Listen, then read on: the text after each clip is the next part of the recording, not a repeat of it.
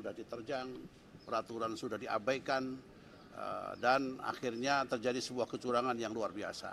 Dan ini kezaliman terhadap bangsa dan rakyat Indonesia.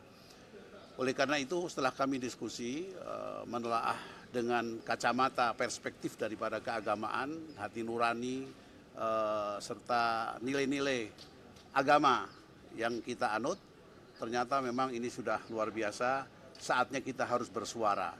Oleh karena itu, suara yang kita diskusikan tadi itu kita renungkan, kita tuangkan dalam satu penyampaian, dan pada siang hari ini kita sampaikan kepada Mahkamah Konstitusi dengan harapan ini menjadi salah satu butir-butir pertimbangan mengetuk hati nurani agar supaya para hakim Mahkamah Konstitusi yang mulia bisa benar-benar memakai akal yang sehat dan sebagai bangsa beragama, dan dia dengan etika keagamaan yang tulus, para spiritual yang tinggi, sehingga bisa memutuskan keputusan tanggal 22 April dengan seadil-adilnya, imparsial. Dan itu adalah merupakan satu momentum para hakim dari kacamata agama, bahwa kalau dia memutuskan seadil-adilnya dan imparsial, maka dia akan mendapatkan pahala beratus-ratus tahun selama bangsa ini yang kena efek daripada putusan tanggal 22 itu. Selama itu pula para hakim agung, para hakim Mahkamah Konstitusi yang mulia itu akan mendapat pahala yang luar biasa di mata Allah SWT. Manakala tanggal 22 itu memutuskan sesuatu yang ternyata mengecewakan dan berpihak kepada kezaliman, maka dia juga akan mendapat dosa yang sangat panjang dan bertumpuk-tumpuk. Itu sangat luar biasa, sangat menakutkan. Oleh karena itu dengan ini kita mengetuk hati langit kepada Allah SWT, dan supaya para hakim Mahkamah Konstitusi itu hatinya luluh, hatinya bisa lembut, mengikuti kebenaran dan keadilan. Ini saja yang bisa kita sampaikan. Supit. Jadi 5 orang ini adalah perwakilan dari unsur civil society atau masyarakat sipil dan rohaniawan yang merasa tergerak nurani dan spiritualnya untuk memberikan dukungan penuh kepada MK yang mulia Hakim Mahkamah Konstitusi, agar nanti pada tanggal 22 April 2024 bisa memberikan rasa keadilan bagi seluruh rakyat Indonesia, imparsial. Demikian kira-kira.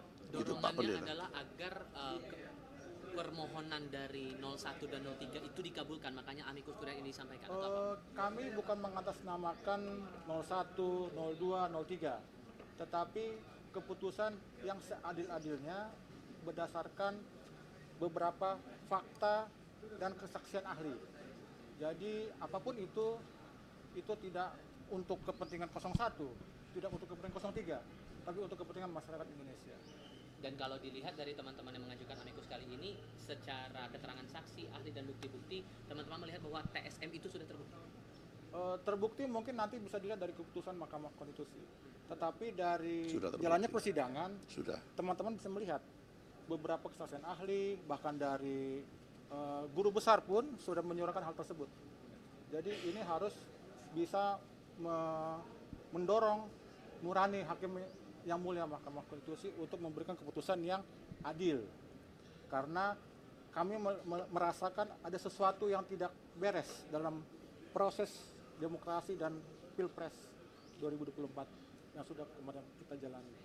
Saya tambahkan sedikit. Ya, silakan. Jadi bukti-bukti yang sudah disampaikan di dalam persidangan itu ternyata banyak sampai sekarang yang tidak dijawab oleh pihak 02, sehingga itu menjadi bahan pertimbangan, ya kan. Jadi tidak ada yang dijawab, disangkal hanya sedikit.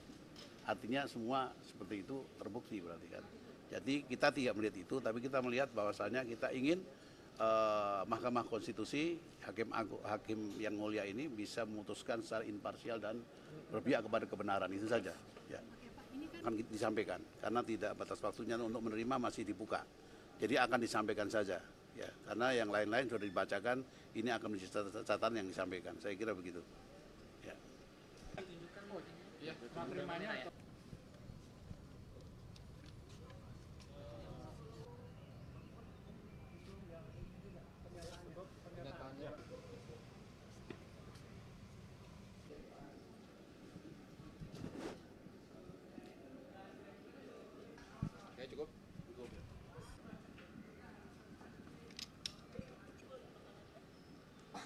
Ini merupakan satu tanda kepedulian bersama dari kelompok masyarakat, dan hari ini kami dari kelompok rohaniawan dan unsur masyarakat sipil diwakili oleh Habib, tadi ada Pendeta Victor, saya Pendeta Syafir Supit. Mohon maaf agak terlambat sedikit, tapi ini merupakan satu kepedulian bahwa ada sesuatu yang perlu dibenahi di dalam kehidupan berdemokrasi dalam bangsa ini, khususnya terkait dengan Pilpres yang baru saja berlalu. Dan ada sisa-sisa yang mesti dibenahi. Itu sebabnya kita bersyukur telah berlangsung baik, tapi ketika ada kejanggalan-kejanggalan itu pun diselesaikan dengan baik juga, yaitu melalui mekanisme peradilan, dan kita sebenarnya juga mendorong mekanisme di DPR dengan hak angket, sekalipun itu masih ada kendalanya. Jadi kami tentunya ini kan lebih banyak pada wilayah etik dan moral. Itu sebabnya kami dari kelompok rohaniawan merasa terpanggil untuk memberi dukungan moral kepada hakim supaya bisa memutuskan sesuai hati nurani dengan adil sejujur-jujurnya dan dalam kebenaran. Itu saya kira yang dapat kami sampaikan. Semoga tanggal 22 ada sesuatu yang akan merubah dan mengembalikan kehidupan demokrasi pada rel yang sebenarnya di bangsa ini. Demikian. Terima kasih teman-teman media yang telah ikut meliput dan menjaga proses demokrasi hari ini. Kami adalah anggota Senat Mahasiswa Sekolah Tinggi Filsafat Bayangkara. Hari ini kami akan mengantarkan surat permohonan amicus curiae kami kepada yang terhormat Majelis Hakim Mahkamah Konstitusi Republik Indonesia.